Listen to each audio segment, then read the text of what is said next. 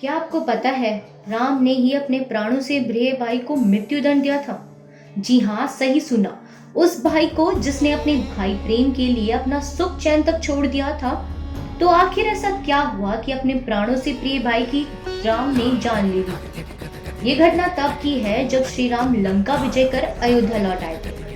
तभी एक दिन ऋषि कोई महत्वपूर्ण चर्चा के लिए श्री राम के पास आए।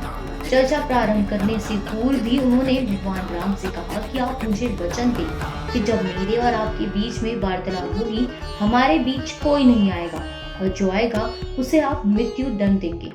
इसके बाद राम ने उन्हें वचन देते हुए लक्ष्मण को यह कहते हुए द्वारपाल नियुक्त करते हुए कहा कि ऋषि के साथ जब तक उनकी बातचीत समाप्त नहीं हो जाती, किसी को भी भीतर प्रवेश करने ना दे।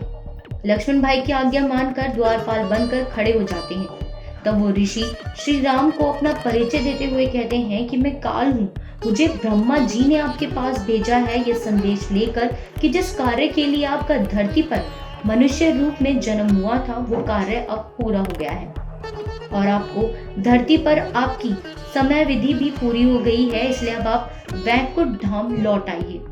लक्ष्मण को द्वारपाल बने कुछ समय ही गुजरा था कि वहां पर ऋषि दुआसा का आगमन हो जाता है। जब दुआसा ऋषि ने लक्ष्मण से अपने आगमन के बारे में राम को जानकारी देने के लिए कहा तो लक्ष्मण ने विनम्रता के साथ अपने आगमन के बारे में राम को जानकारी देने के लिए मना कर दिया। इस पर ऋषि दुआसा को क्रोध आ जाता है और उन्होंने संपूर्ण अयोध्या को श्राप देने की बात कही। लक्ष्मण भलीभांति ऋषि दुआसा का क्रोध जानते थे। लक्ष्मण ने अयोध्या वासियों को ऋषि के श्राप से बचाने के लिए स्वयं का बलिदान देना सही समझा। लक्ष्मण श्री राम की आज्ञा का उल्लंघन कर भवन में गए और ऋषि दुआसा का संदेश श्री राम को दिया।